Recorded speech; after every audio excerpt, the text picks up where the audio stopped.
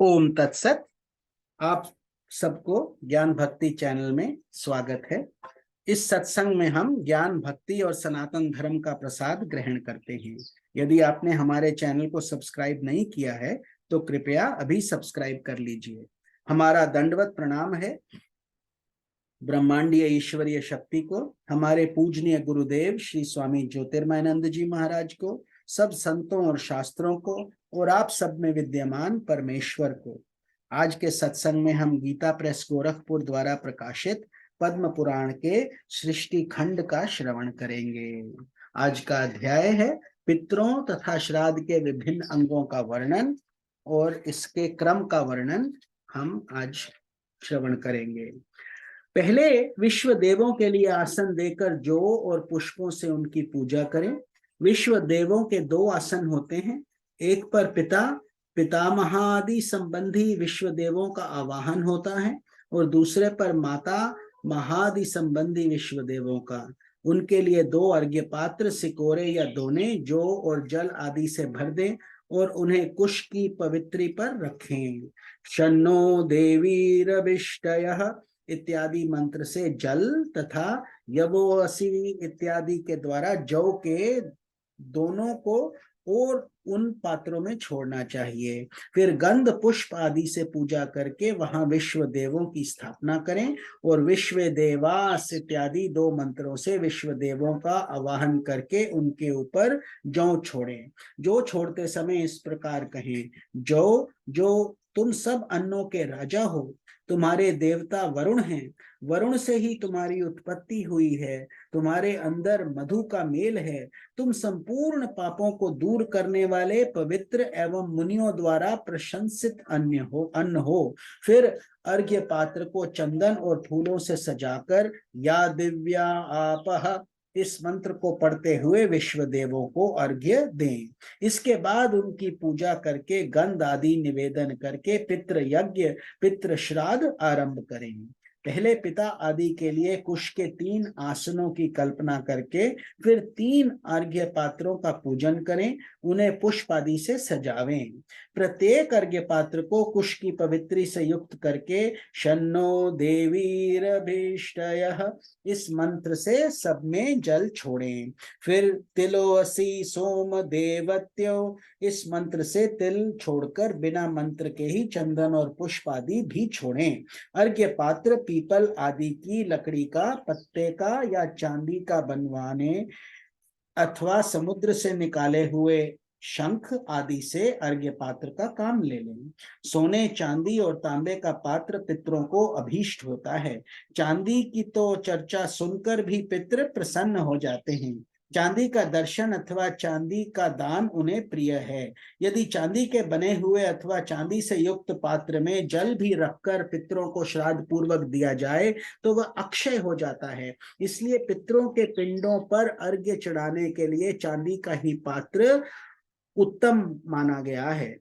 चांदी भगवान श्री शंकर के नेत्र से प्रकट हुई है, इसलिए वे पितरों को अधिक प्रिय है।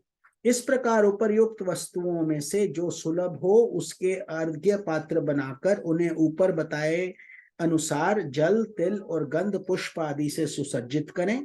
तत्पश्चात या दिव्या आपह इस मंत्र को पढ़कर पिता के नाम और गोत्र आदि का उच्चारण करके अपने हाथ में कुश ले लें।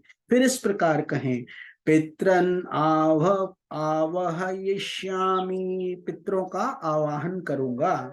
तब निमंत्रण में आए हुए ब्राह्मण तथास्तु कहकर श्राद्धकर्ता को आवाहन के लिए आज्ञा प्रदान करें। इस प्रकार ब्राह्मणों की अनुमति लेकर उशन्तस्त्वा निधिमहि आयन्तु नः पितरः इन 2 ऋचाओं का पाठ करते हुए वह पितरों का आवाहन करे। तदनंतर या दिव्या आपह इस मंत्र से पितरों को अर्घ्य देकर प्रत्येक के लिए गंध पुष्प आदि पूजोपचार एवं वस्त्र चढ़ावे तथा पृथक पृथक संकल्प पढ़कर उन्हें समर्पित करे। अर्घ्य दान की प्रक्रिया इस प्रकार है। पहले अनुलोम क्रम से अर्थात पिता के उद्देश्य से दिए हुए अर्घ्य पात्र का जल पितामह के अर्घ्य पात्र में डाले और फिर पितामह के अर्घ्य पात्र का सारा जल प्रति प्रपितामह के अर्घ्य पात्र में डाल दे। फिर विलोम क्रम से अर्थात प्रपितामह के अर्घ्य पात्र को पितामह के अर्घ्य पात्र में रखे और उन दोनों पात्रों को उठाकर पिता के अर्घ्य पात्र में रखे।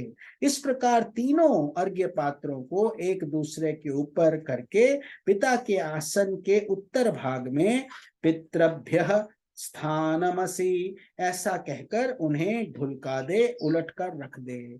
ऐसा करके अन्न परोसने का कार्य करे।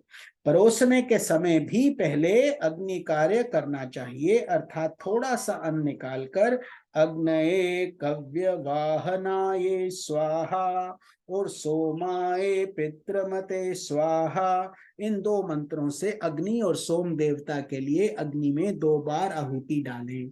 इसके बाद दोनों हाथों से अन्न निकालकर परोसे। परोसते समय उशंतस्त्वानि धीमहि इत्यादि मंत्र का उच्चारण करता रहे। उत्तम गुणकारी शाक आदि तथा नाना प्रकार से भक्ष्य पदार्थों के साथ दही, दूध, गौ का घृत और शक्कर आदि से युक्त अन्न पितरों के लिए तृप्तिकारक होता है। मधु मिलाकर तैयार किया हुआ कोई भी पदार्थ तथा गाय का दूध और घी मिलाई हुई खीर आदि पितरों के लिए दी जाए तो वह अक्षय होती है, ऐसा आदि देवता पितरों ने स्वयं अपने ही मुख से कहा है। इस प्रकार अन्न परोसकर पितृ संबंधी ऋचाओं का पाठ सुनावे। इसके सिवा सभी तरह के पुराण, ब्रह्मा, विष्णु, सूर्य और रुद्र संबंधी भांति भांति के स्तोत्र, इंद्र, रुद्र और सोम देवता के सूक्त, पावमानी ऋचाएं, बृहद्रंथर, ज्येष्ठ साम का गौरवगान, कांति का अध्याय, मधु ब्राह्मण, मंडल ब्राह्मण तथा और भी जो कुछ ब्राह्मणों को तथा अपने को प्रिय लगे वे सब सुनाना चाहिए। महाभारत का भी पाठ करना चाहिए क्योंकि वो पितरों को अत्यंत प्रिय है। ब्राह्मणों का भोजन कर लेने पर जो अन्न और जल आदि शेष रहे उसे उनके आगे जमीन पर बिखेर दे। ये उन जीवों का भाग है जो संस्कार आदि से हीन होने के कारण अधम गति को प्राप्त हुए हैं। ब्राह्मणों को तृप्त जानकर उन्हें हाथ मुंह धोने के लिए जल प्रदान करे। इसके बाद गाय के गोबर और गोमूत्र से लिपी हुई भूमि पर दक्षिणाग्र कुश बिछाकर उनके ऊपर यत्न पूर्वक पितृ यज्ञ की भांति विधिवत पिंडदान करे। पिंडदान के पहले पितरों के नाम गोत्र का उच्चारण करके उन्हें अवनेजक के लिए जल देना चाहिए। फिर पिंड देने के बाद पिंडों पर प्रत्यवनेजन का जल गिराकर उन पर पुष्प आदि चढ़ाना चाहिए। सव्यापसव्य का विचार करके प्रत्येक कार्य का संपादन करना उचित है। पिता के श्राद्ध की भांति माता का श्राद्ध भी हाथ में कुश लेकर विधिवत संपन्न करें। दीप जलावें, पुष्प आदि से पूजा करें। ब्राह्मणों के आचमन कर लेने पर स्वयं भी आचमन करके एक एक बार सबको जल दें। फिर फूल और अक्षत लेकर तिल सहित अक्षयोदक दान करें। फिर नाम और गोत्र का उच्चारण करते हुए शक्ति के अनुसार दक्षिणा दें। गो, भूमि, सोना, वस्त्र और अच्छे अच्छे बिछौने दें। कृपणता छोड़कर पितरों की प्रसन्नता का संपादन करते हुए जो जो वस्तु ब्राह्मणों को अपने का तथा पिता को भी प्रिय हो वही वही वस्तु दान करें। तत्पश्चात स्वधा वाचन करके विश्व देवों का जल अर्पण करें और ब्राह्मणों से आशीर्वाद लें। विद्वान पुरुष पूर्वाभिमुख होकर कहे, अघोरः पितरः संतु, मेरे पितर शांत एवं मंगलमय हों। यजमान के ऐसा कहने पर ब्राह्मण लोग तथा संतु, तुम्हारे पितृ ऐसे ही हों, ऐसा कहकर अनुमोदन करें। फिर श्राद्ध करता कहे, गोत्रम नो वर्धताम, हमारा गोत्र बढ़े। यह सुनकर ब्राह्मणों को तथास्तु, ऐसा ही हो, इस प्रकार उत्तर देना चाहिए। फिर यजमान कहे, दातारो में भी वर्धनताम वेदः भक्तिरेव च एताः सत्या आशीषः सन्तु। मेरे दाता बने, साथ ही मेरे कुल में वेदों के अध्ययन और सुयोग्य संतान की वृद्धि हो, ये सारे आशीर्वाद सत्य हों। ये सुनकर ब्राह्मण कहें संतु सत्या आशीषः, ये आशीर्वाद सत्य हों। इसके बाद भक्ति पूर्वक पिंडों को उठाकर सूंघें और स्वस्ति वाचन करें। फिर भाई बंधु और स्त्री पुत्र के साथ प्रदक्षिणा करके 8 पग चलें। तदनंतर लौटकर प्रणाम करें। इस प्रकार श्राद्ध की विधि पूरी करके मंत्रवेत्ता पुरुष अग्नि प्रज्वलित करके उसके पश्चात बलि वैश्व देव तथा नैतिक बलि अर्पण करें। तदनंतर भृत्य पुत्र बांधव तथा अतिथियों के साथ बैठकर वही अन्न भोजन करे जो पितरों को अर्पण किया गया हो। जिसका यज्ञ पवित्र नहीं हुआ है, ऐसे पुरुष भी इस श्राद्ध को प्रत्येक पर्व पर कर सकता है। इसे साधारण या नैमित्तिक श्राद्ध कहते हैं। ये संपूर्ण कामनाओं को पूर्ण करने वाला है। राजन, स्त्री रहित या विदेश स्थित मनुष्य भी भक्तिपूर्ण हृदय से इस श्राद्ध का अनुष्ठान करने का अधिकारी है। यही नहीं, शूद्र भी इसे विधि से श्राद्ध कर सकता है। अंतर इतना ही है कि वह वेद मंत्रों का उच्चारण नहीं कर सकता। तीसरा अर्थात काम्य श्राद्ध आभ्युदयिक है। इसे वृद्धि श्राद्ध भी कहते हैं। उत्सव और आनंद के अवसर पर संस्कार के समय यज्ञ में तथा विवाह आदि मांगलिक कार्यों में यह श्राद्ध किया जाता है। इसमें पहले माताओं की अर्थात माता पितामह और प्रपितामह की पूजा होती है। इनके बाद पितरों, पिता पितामह और प्रपितामह का पूजन किया जाता है। अंत में मातामह आदि की पूजा होती है। अन्य श्राद्धों की भांति इसमें भी विश्व देवों की पूजा आवश्यक है। दक्षिणावर्तक क्रम से पूजा उपचार चढ़ाना चाहिए। अभ्युदयिक श्राद्ध में दही, अक्षत, फल और जल से ही पूर्वाभिमुख होकर पितरों को पिंडदान दिया जाता है। संपन्नम का उच्चारण करके अर्घ्य और पिंडदान देना चाहिए। इसमें युगल ब्राह्मणों को अर्घ्य दान दें तथा युगल सप्तनीक ब्राह्मणों को ही वस्त्र और सुवर्ण आदि के द्वारा पूजा करें। तिल का काम जौ से लेना चाहिए तथा सारा कार्य पूर्ववत करना चाहिए।